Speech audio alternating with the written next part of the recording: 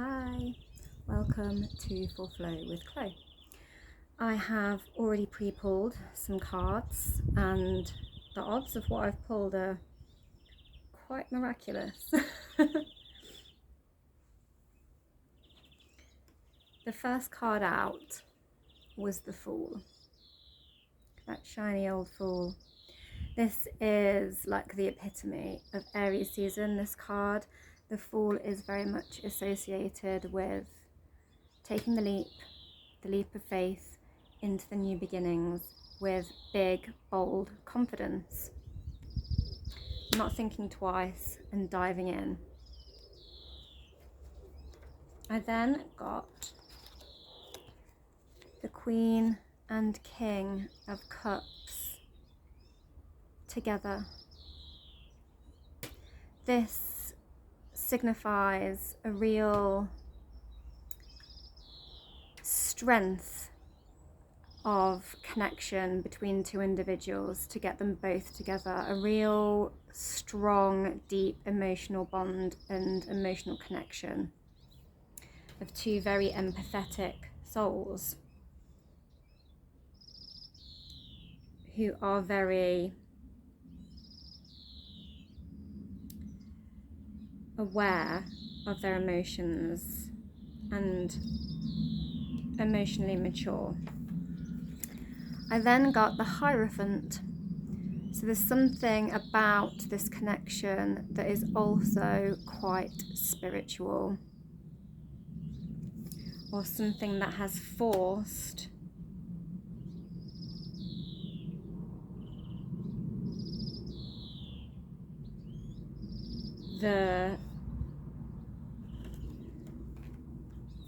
a need for consideration of one's own spiritual needs in a connection,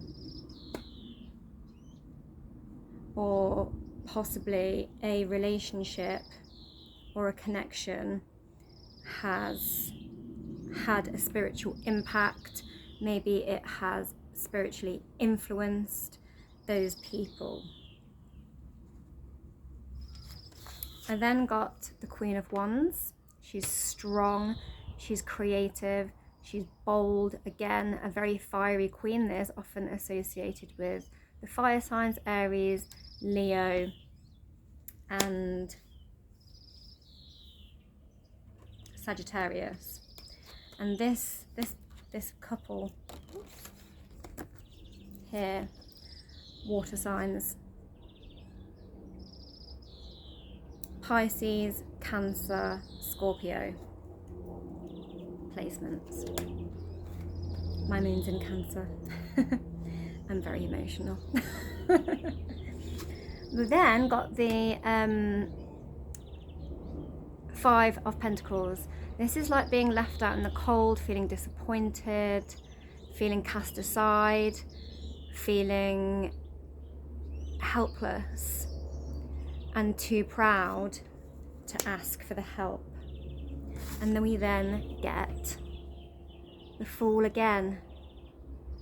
This deck, this spring weight deck that I have, they put two cards in that are the same in a deck at random, and this deck is the one that contains the Fool. And out of all the 72 cards, I think it is, to get it twice in one reading is highly unlikely. We have got Venus retrograde through Aries at the moment, so Venus is the planet of love, retrograding for this Aries sign, and I feel like we've also got a lot of stuff going on in Pisces, with the North Node, Saturn and Neptune all hanging out in Pisces. And we also had that eclipse in Virgo that also deeply affected the sign of Pisces, and all of the mutable signs, all the Gemini, Sagittarius and Pisces people. What really interests me is this, getting these two together. and then the Fool again. We start and we finish with the Fool. It's like coming a full cycle. And this Queen of Wands, she can be quite feisty and sassy, and she knows her own worth, and she's strong. She stands up for what she believes in, and she's super, super creative. And I feel like this is saying that you have the Queen of Wands in you. You can overcome any of this tension, this conflict. It can all be overcome with some creativity, some creative thinking, and some passion. All of this can be overcome. This is a strong person who is very positive. And this connection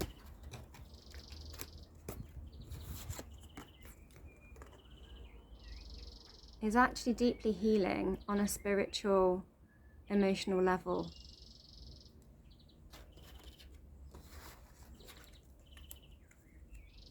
And we get the two Fools sandwiching the whole thing.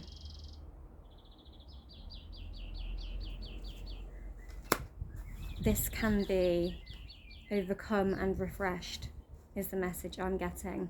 What then really shocked me was I started pulling some shadow cards, because I was like, this is one of those readings that's just too good to be true, really. And I got the Empress. Someone strong, grounded, divine feminine, very, very rooted individual, very loving and empathetic, and very in tune with nature. So I feel that's going back to this part of the reading, with this connection and this spiritual connection and their deep empathy. But also this, because the Empress is like all four queens. She's like the balanced, united, all the queens from each suit.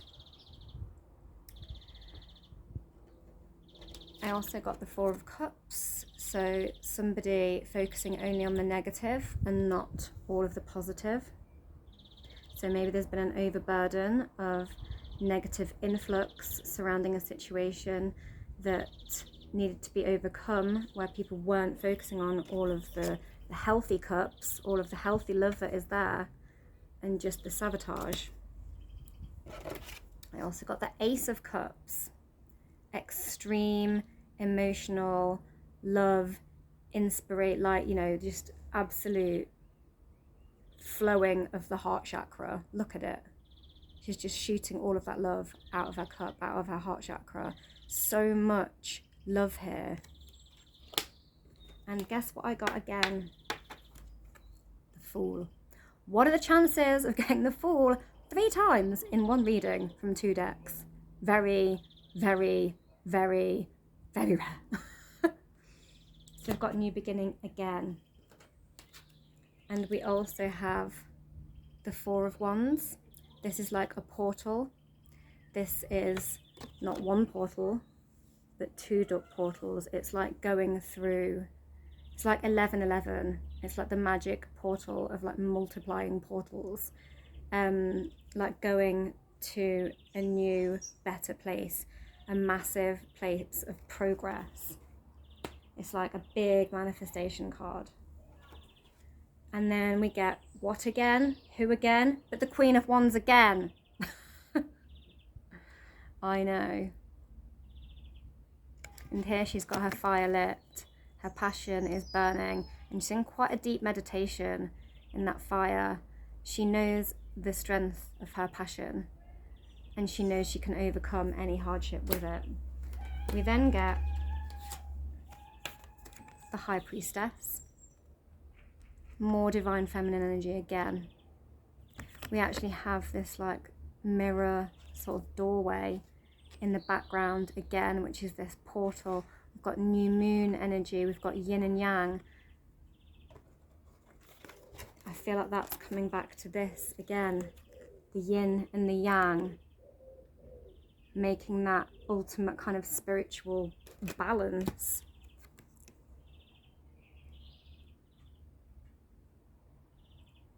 And the High Priestess, again, is a very intuitive, very empathic leader with strong feminine energy. And just knowing she doesn't regard much of the facts. She feels. She scries her way through situations. She feels it out. She knows things because she just knows. She feels things. She feels and she knows. It's like she drinks and she knows. She's like a level up from this Queen of Cups. She looks into the cup and scries. She drinks and she knows. It's her intuition. This one looks into the mirror, into the other worlds, and just trusts the other dimensions, that it's going to good places. She's even got the keys there. She's even got the keys to these other doorways. These are the realms, these are the times, these are the, you know, passages of times. And then we get the King of Swords. This is about making very clear decisions and having mental clarity, which is very much needed amongst all of that fire and water, to overcome the depth of the emotion and the impulse of the fire. We have this real mental clarity, the knowing, the mental knowing as well. And I always love this card because he's got his map. He knows where he's going, but really, truly, in his heart is a compass. And so while he's like overplanned everything and got his like tools to solve this maze, truly, deep down, this maybe overthinking man of logical decisions, actually, overall, he trusts that his heart is his compass. And that is what he truly follows and will steer him on the right path. The balance of the knowledge and the feeling.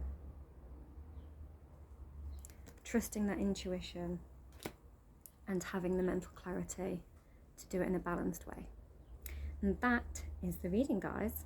We do have a second eclipse coming up on the 29th of this month of March. And I feel it's a solar eclipse is when it's like an extra powered new moon, basically, when that new moon is creating a shadow over the sun. And I feel that's got all the new beginnings and all the magical juju to transform and have this total spiritual awakening about overcoming conflicts, tension, and knowing you have the strength and creativity